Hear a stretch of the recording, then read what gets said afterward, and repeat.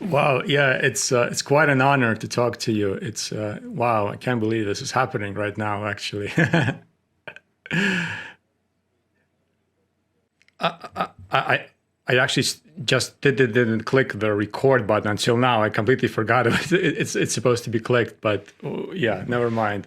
Well, here we go. We started again, Tonio. We were talking about learning a language watching cartoons. Yes, exactly. So Courage, among other cartoons at the time when I was growing up in middle school, we had a bunch of English classes, but the cartoons were my main after school education because all of them were not translated. They were raw, straight from New York. I mean, straight from US. Without any dubbing and stuff like that. So I could hear the actual untouched versions of the show because they tend to censor a lot of things in other countries, but here nothing was censored, and luckily, it was great. I get reports from colleagues and fans in Europe, not specific anywhere, who tell me that even Courage cartoons are being edited. Really? Reminds me of, Speedy Gonzales cartoons, which are now verboten, and any cartoons that portray ethnicity I was going to say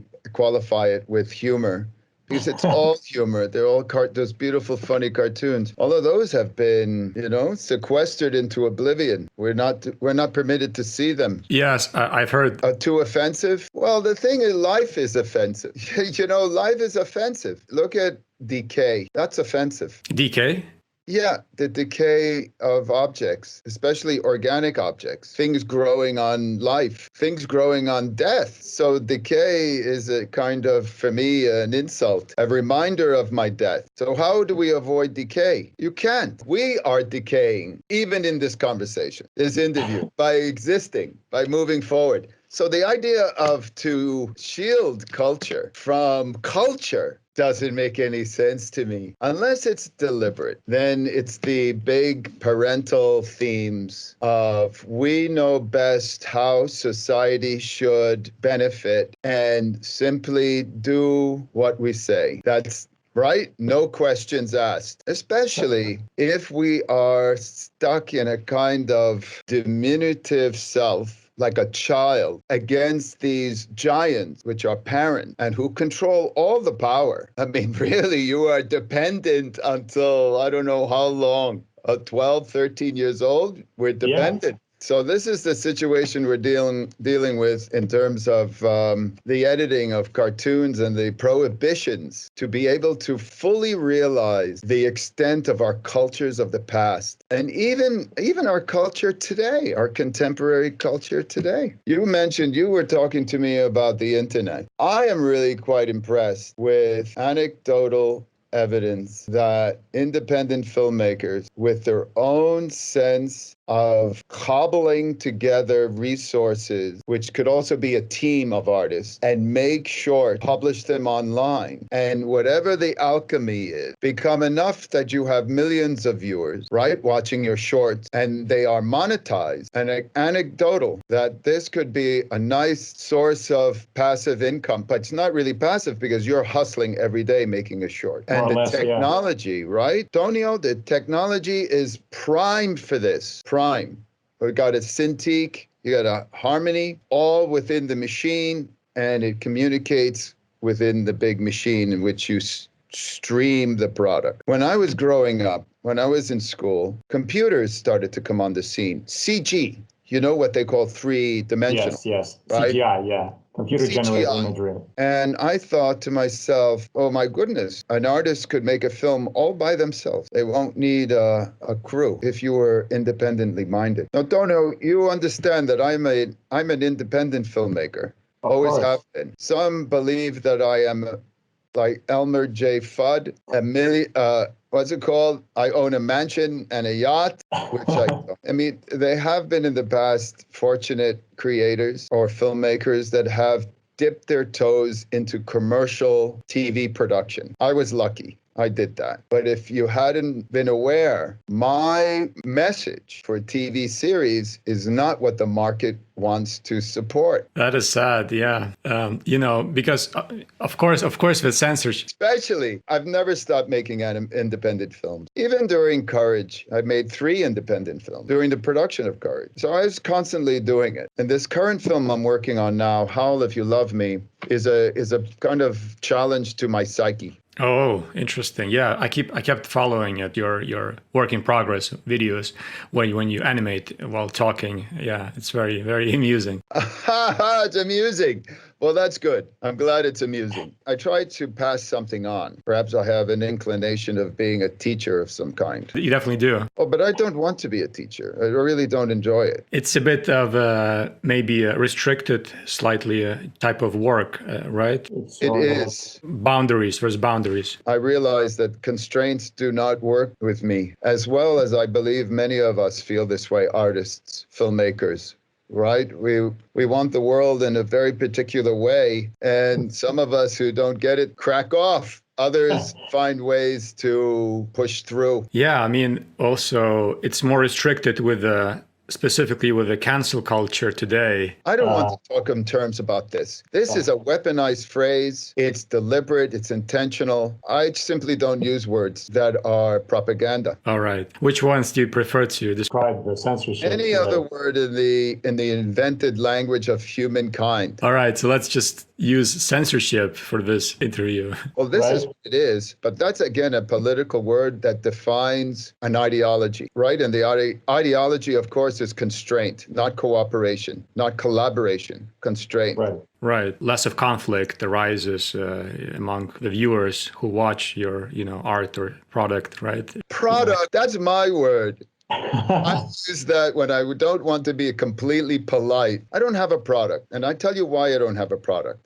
Because I don't make any money from it. So what kind of product am I producing? And if it still affects people, right, then it has value, but it doesn't have monetary value. It's not commodified, which I would like to believe is a tribute to its quality and its longevity to resonate through generations, right? And this is what we should, look at these, well, it's hard for me to make an example, but I think that art that has touched this source of resonance, I'm just going to say that, have often not been commodified or commodified later. Think of Picasso, Dali, these giant factories, industries of art. You have Disney full-time churning away its machine. And then the host of American Hollywood studios putting out an alchemy that's infectious, really. I don't know what it is for Estonia. If you get a lot of Hollywood product. Oh, every time, for sure. Whatever is in the US, we get it here. Yeah. So you're getting inoculated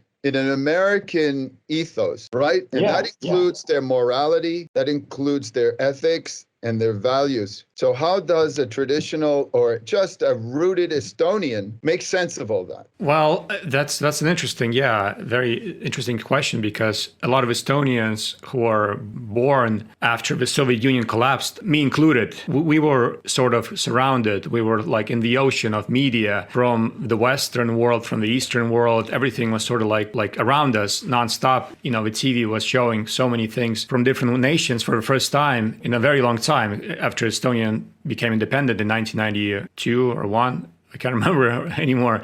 Yeah, it became independent, and we started to finally see the rest of the world, because before that we were restricted by the Soviet. So we couldn't see, obviously, a lot of it. And so people began to sort of, I think, like me, I think there was a bit of identity crisis growing up in Estonia, and you're exposed to this American westernized media, which... it's like walking into a candy factory and getting a of sugar. And you don't know who you are. As your nationality becomes sort of like a bit blended in with American values, with the American ways to see life. The American dream, of course, has always been part of my motivation to get out of Estonia one day and just finally live like real people live, sort of thing. So I always had this dream, actually, to move out when I was growing up, because I always saw the better way of living, let's say, in the cartoons I was watching. I was watching every single day something on TV ever since Cartoon Network became available here in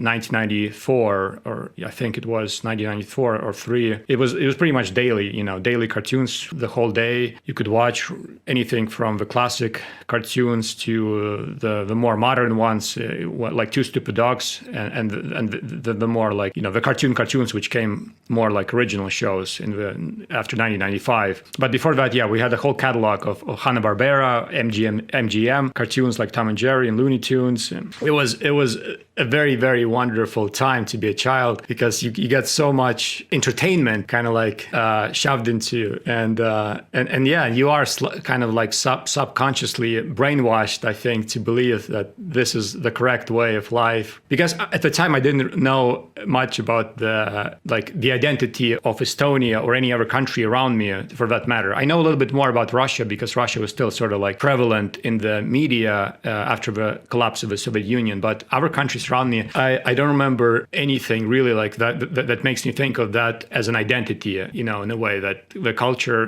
the language, I guess the only thing, the language is there. But media, in terms of media and the songs, the music, everything was, for me, was from America.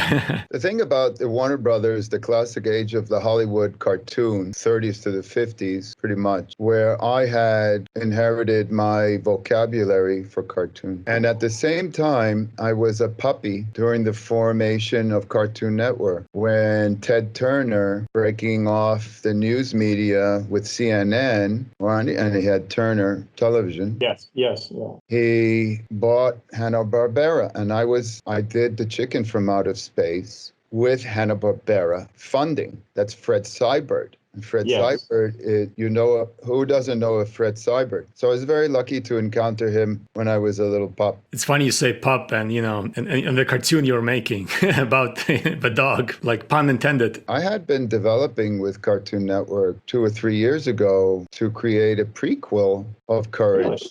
And he's a pup. Yeah, nobody's going to know about it, because for whatever reason, the network doesn't feel like there should be any more Courage. They have enough, and with their mashup with Courage and the other dog, I guess that they feel like they've committed all they care to on one property over the more established, invested other property. Yeah. Scooby-Doo is definitely from like 70s, Yeah, that's right.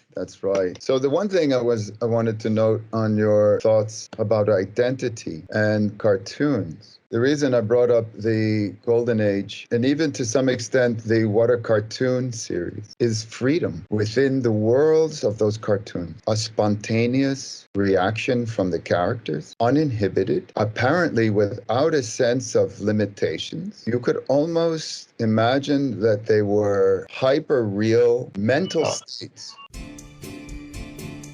No. The idea is that I converted into a New Yorker, and I just delivered a kind of a street humor with you. When you left, I said, because you got a call. I said, that could be your Wall Street banker telling you about your stocks going up. I mean, just something retarded, a New York thing. Anyway, we're on about the idea of freedom of expression, movement, and imagination. These old Hollywood, could have been MGM, Warner Brothers, and then the early Cartoon Network. And then especially going through the period Courage. That was an interesting period, because Linda Saminsky was at the development head of that, I believe. Linda Saminsky is probably, for me, I think we used to call her the queen of animation. She deserves it. And she was the one that walked the TV series of Courage in Cartoon Network. Linda was. Oh, she was a heroine. Well, she didn't give her life, so there's not much of her heroine. She was a champion. And I remember pitching her the first episode of a Courage series years after the short, The Chicken from Outer Space. And she just got it immediately. And then she brought it over, and they talked it over. And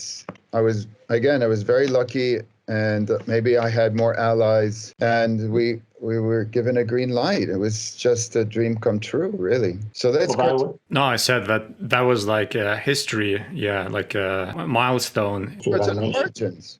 It's an origin. So what actually, like for you, you said that the water cartoon and identity. So you're saying that basically that was the best place for, you know, artists to actually be themselves and not have so many restrictions. So many Hollywood animators came out of that Hanna-Barbera to Cartoon Network transition. There was another compilation on Nickelodeon, anthology series like that in late 90s, I think, the Nickelodeon version one. No. Cool cartoons or something like that. No, I don't know. It was a contest also like that, like on Cartoon Network. Not a bunch, but a lot of animators from around the world were you know, submitting their ideas, pitching their shows. And SpongeBob, I think, among Fairly Odd Parents, were one of those, I think, pilots in that. That's Fred Seibert. Yeah, that's Fred Seibert. Okay, yeah. Then that's right, yeah. And Chuck Zone, yeah, too. The thing about Cartoon Network in those early days was the caliber of executives that were in charge of the animation. Not only Fred Seibert, right? Linda Saminsky, Mike Lazo, Betty Cohen. I mean, these are people that understand animation. They had an animation vocabulary. They weren't strictly executive, let's say trained in live action or those principles. Animation is a bit more absurd. It really depends on how lucky you are with the executives that you are given or appointed, because it's a culture. And you know, being Estonian, we can get along with anybody, but if we have to be able to get along culturally, and that includes speaking the same language, right? So that's for young creators something to.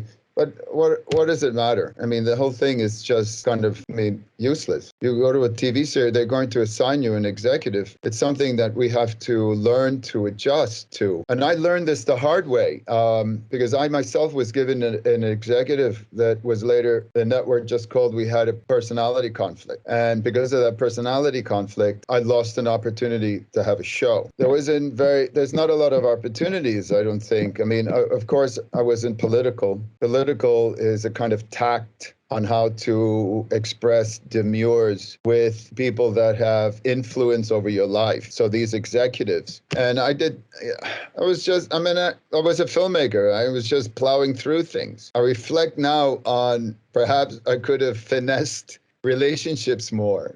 Perhaps I could have been in my court. But the thing is, I never had a producer or a rep or a manager. Because as a filmmaker, we just make films. And the idea of money is totally alien to me. I was never motivated by it. Even now, I just don't. But we know the value. It's so important. How are we to live, right? We get all that. Right. And it's I think something that distinguishes a filmmaker and a businessman. So someone who makes films for money, is a businessman, isn't he? He's not a filmmaker per se. I don't have a commercial touch. I'm not a commercial artist. I'm not able to. I'm too complex, and my ideas I want expressed. Noodles and Ned, possibly on Sesame Street, the little preschool shows, probably the most commercial thing I've done. Even Ace and Avery. When was that? This was in the late 90s, before Courage. Well, I was really excited when I saw your Garlic Boy short, and I was actually hoping that it would be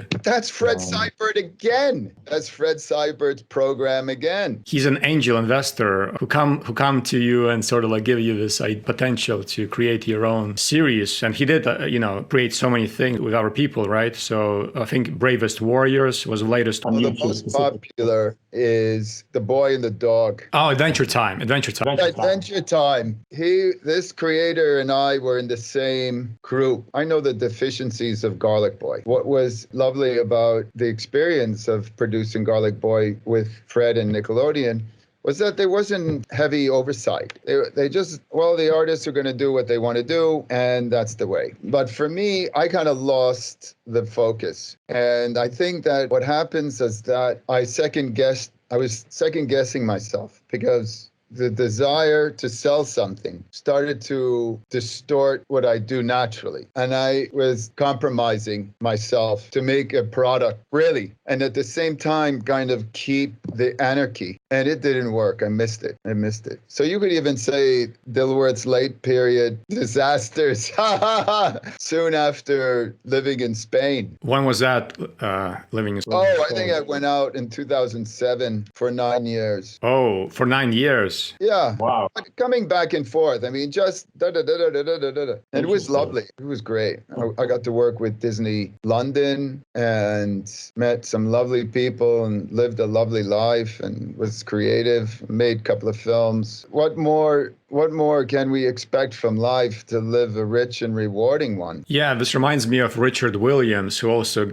Oh my God, Richard Williams! Well, I mean, he went... Talk about gods of animation. Yeah, I happened to just... I was lucky enough to meet him in Annecy, a festival of animation in Annecy, 2015. But yeah, I read about his biography when he went to Spain for many years, apparently, because he just wanted to, find this artistic expression that can be found in a more like sunny place, I guess, like Spain. So he managed to be very artistically rich, I guess, when he was there. He managed to develop his own style, his own maybe like preferences much more. And Who knows how inspiration is delivered? You can only judge by what comes out, what you produce. Yeah, I think what's that? I question whether or not, what are the influences that create us as artists, as animators? Oh, anything. Everything.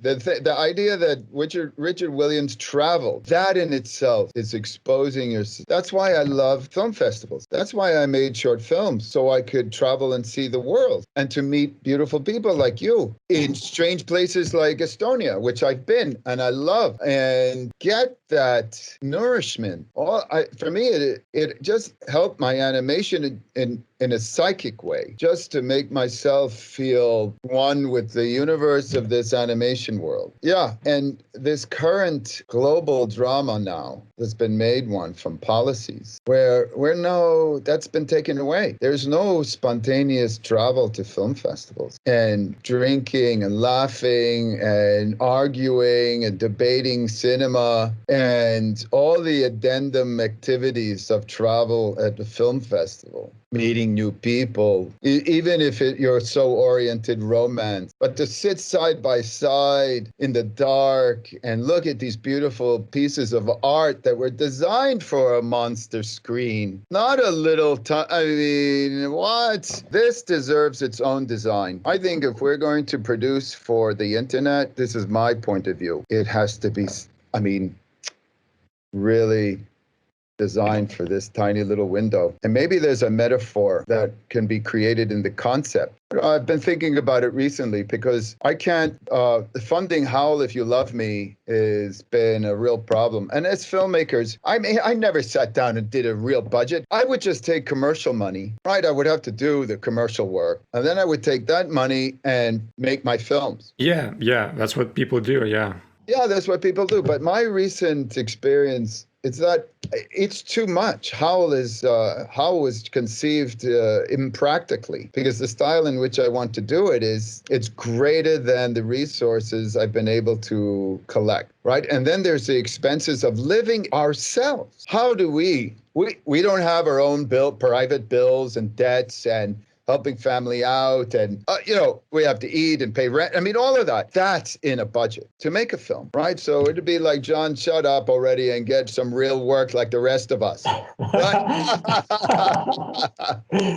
Get a job at McDonald's, yeah, fast food, and pay your bills. No, I was gonna say that. No, that's going to be censored. Just that comment alone. So we have 3 minutes left to this beautiful interview. So give me something that we can close on. Well, I was going to ask, about what's your future goals are like, considering, the situation you're in right now and everything. What is your biggest goal, you think that you still have to achieve in this life? Oh, my. You mean artistically? Whatever. Let's just talk about animation. Yeah. right is to complete Howl. And if I could make Howl into a series, then that would be, for me, the goal. All right. Because Howl If You Love Me on my YouTube channel, Stretch Films, you could see the production process. I post my thoughts, production thoughts on the making of this film and all its challenges. I just do that in hopes that there's some benefit to someone else. Now that we're all, sequestered and shut in, shut out, shut up. I love people. I love being around people, and I think we need each other. And I believe that if I can be of some service to another, that's great. The one thing I can't deal with is mental disease. When you encounter the non-rational human being, that's a problem. That's a real problem, because how do you communicate to them? You can't. So we have to be, okay, there's that. As you were opening our conversation, the good and the bad. But then that Asian concept of the yin yang. That's right. That's right. The white on the black. And a little bit of black is in the white and a little bit of white is in the black. And we also are like this. So these things that I detest probably exist in me. The worst human qualities like hatred and vengeance. What about jealousy? And jealousy. Oh my God, there was this existentialist Portuguese writer, Fernando Pessoa, who wrote that love shouldn't last more than 3 days. Because after that, all the worst human qualities, possession, envy, jealousy, obsession, so he just says, love 3 days, bye-bye. But not for animation. We want to love that for forever. Antonio, thank you so much for inviting me to be on your program. I so enjoyed it. I will make sure the audience who watch my channel will make sure to follow you on your Stretch Films. What is it again? Stretch Films? At Stretch Films. It's Stretch Films on YouTube. It's a YouTube channel called Stretch Films. I'm on all these social medias, and I'm not a big social media guy because it takes time away from animating. It's also mentally draining, yes. Especially if you're being harassed. Yes, that is true. That is true. I have experienced that for a year now. I don't think anybody escapes this vile behavior, inferior. That's part of the deal, right? Social media is just, Yeah. Exactly. All right. You know what we say, Tonio, you know what we say? Yeah. Stay animated. All right, got it. Thank you so much. Thanks so much, John dilworth. Bye-bye.